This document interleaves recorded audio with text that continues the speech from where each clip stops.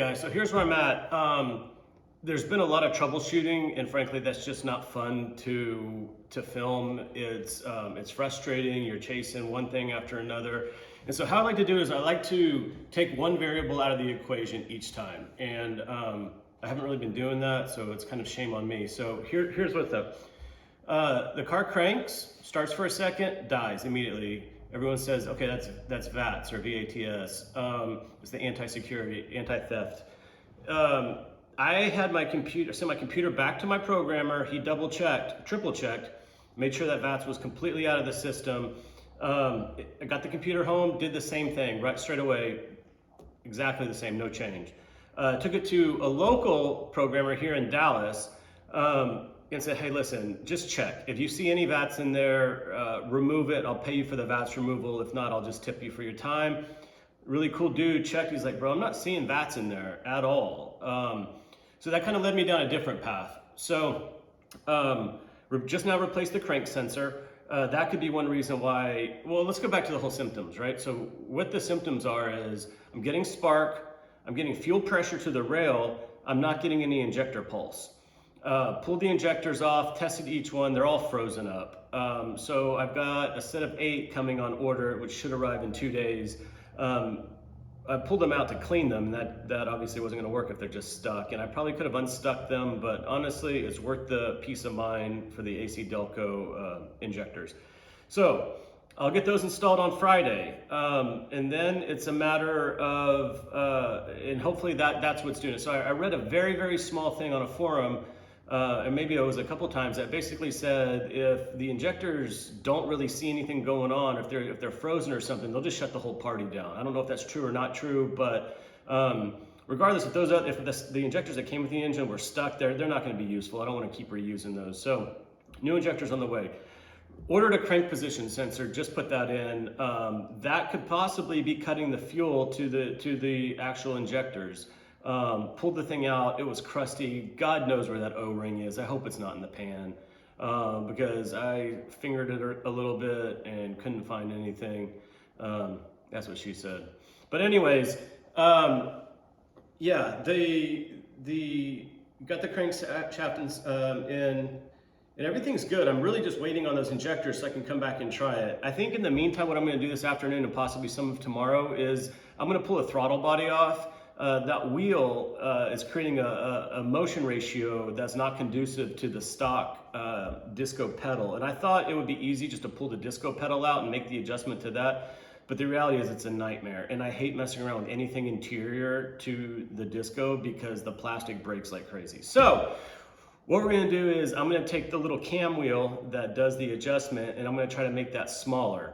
What that'll do is that'll allow it to open a little bit quicker and a little bit wider so I can get the full wide open throttle when needed. So probably gonna do that this afternoon. I have a clever idea of how I think I'm gonna do that, and famous last words, right? So I feel like I'm getting close. The only thing that I could see could be causing a problem is the cam position sensor. But otherwise, I've wired the switch relay. I've jumped the switch relay to the actual battery to make sure that it's not like it's turning the ECM off at crank, because it's not, and it's doing the same thing. So if this doesn't work and the injectors don't start pulsing, it's gotta have to be like a bad computer or something's just tuned way out of whack. But or it could be a map. I don't know. So that's where it's at, and that's why it's kind of boring. And I'll probably make the throttle body adjustment and probably wrap up this episode. But thanks for making it this far. I realize this isn't the most exciting thing, but we'll get there. I promise we'll get there. Okay, it is hot as out here. Here's the throttle body. This has got the throttle position sensor on it, which I've taken off. And this side's got the spring with the return. So what's happening is when I pull the throttle, it's opening up like that much, right? So when I fully pull the throttle cable, it's opening up this much. It really needs to open up like this much, right? So in order to, what's going on is this motion ratio inside here is basically the cam is too big. So one option is to sort of See how there's like these two? So I'm gonna plug in the cable in this lower one, but what I need to do is I need to sort of grind this out and make this smaller, especially as up here toward the top between these two. So I'm gonna do that. I just changed out some stuff on the grinder, and I'm gonna give that a try and see. I know it sounds crazy to do this, and I'm probably gonna kill myself and everyone else in humanity, but this is what I'm gonna try.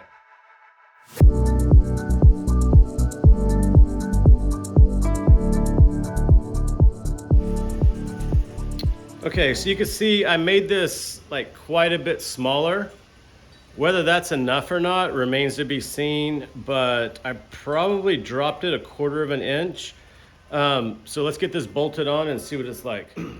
Okay, I feel like I'm on like day 30 of how to troubleshoot this thing, and right now I'm waiting for the injectors to arrive, which should be this afternoon. Once that gets in, I can start to have another go, and hopefully it was either the crank position sensor and or the injectors.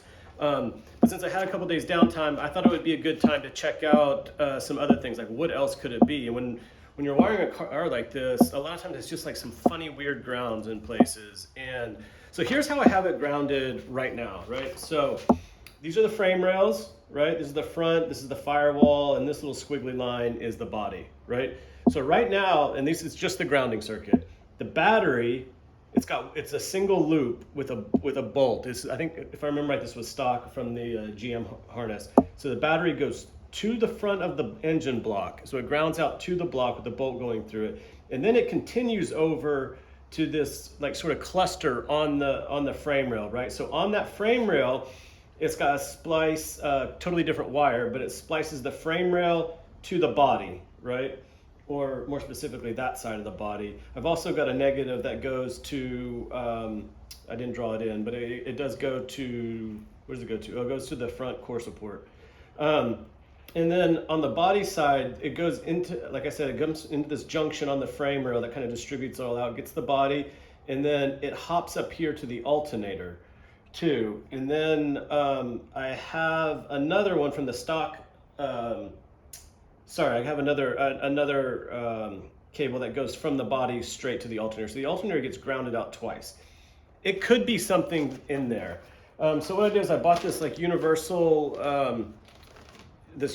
grounding strap on Amazon for like 10 bucks. And I know the internet's gonna be like, yo, you should have totally bought pre-colonial Mayan gold and made sure that it was like at least 18 carats and it needed to be like covered in silicone and blah, blah, blah. But I'm gonna give this a try. I think the first step is one of these big ones. I'm gonna ground both sides of the head. Oh, sorry, to go back one more, the head, on the driver's side head grounds out to the body there.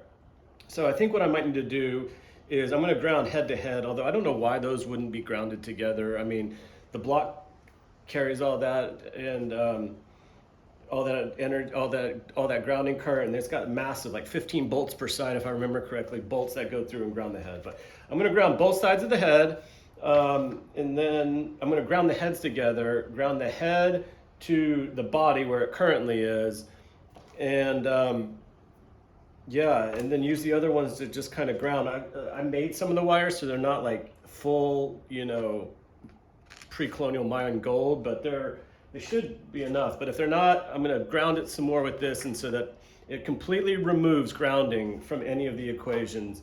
Everything that came with the aftermarket ironing harness, it just had one ground loop that connected to the back of the head. So I feel like that's grounded out okay. The Land Rover harness I didn't really mess with, so I don't really know why that might be causing problems, but regardless, I'm just erasing grounding from the entire equation by putting this in, so that's the objective right now. Okay, I just got my injectors, and this is the old one, and this is what just came in. It's all, I can't find the box, but it's all AC Delco stuff. And this, I mean, you can see that this one's quite a bit longer. The other thing, big notice difference is that one, you can see where that screen and all that goes in there is pretty small, but with this one, it's actually quite a bit bigger. See if we can get a side-by-side going. I mean, you can see the difference. Still the same 4 holes for the injector nozzle, so I'm hopeful that this works. Let's give it a test. those shorter injectors are causing problems. So you can see, if you can focus, you can see that the injector is not all the way seated, and the reason why is because this right here is making contact too early. And it looks like it's just by a few millimeters. So I think what I'm going to do is I'm going to break these quick connects, break them into or maybe I won't even do that. What I'll probably do is I'm going to remove all the injectors again, tape up all the holes, and then I'm going to take a grinder and sand this disc out, and then what I'll do is I'll put a fender washer on top and then bolt through that. That should give me enough room to snug all these down. So it was, and hopefully that does the trick and I don't have to buy another fuel rail.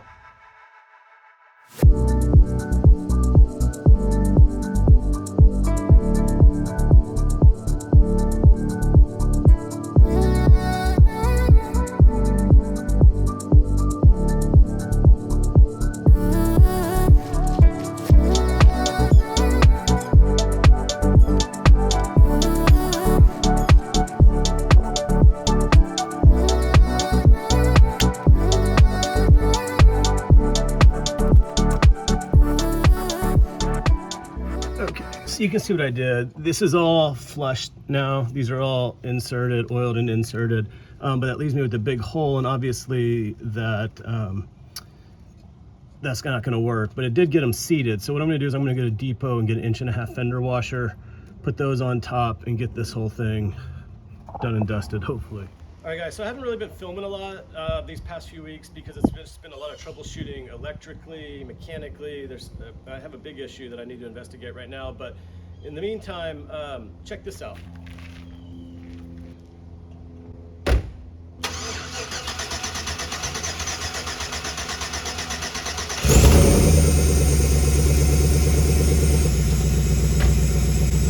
Starts, it runs, yeah.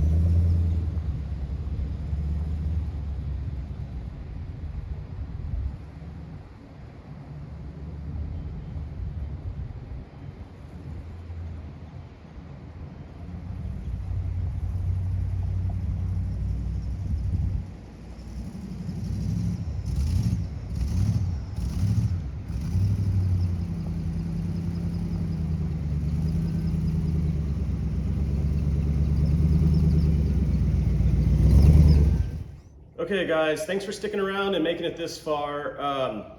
Yeah, I'm really stoked that it starts, it runs, it drives.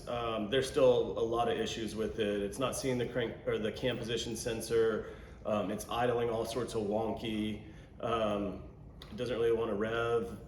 There's a lot of things that need to be sorted out. The weirdest issue that has me really concerned is I'm getting coolant seemingly coming out of the passenger side header. And in my mind, I'm like, that would be so unlikely. And if there was that much fluid coming out of that, there wouldn't the car wouldn't even run as well as it does right now. So I think realistically it's the heater hoses. That was really soft metal and it kind of got bunged up. So I think it possibly might be leaking out of there. So for the short term, I may just do the loop, just bypass the heater just to see if that is stopping the issue. But that's for a future episode. Again, this is a really cool day. Got it started yesterday. You guys saw it, filmed the start today, filmed the drive today, and really excited. But it's Friday, the World Series starts in a couple hours, and the Texas Rangers are playing. So really it's looking like a great weekend. So thanks a lot, guys. Please hit the like, please hit the subscribe, and we'll see you on the next one.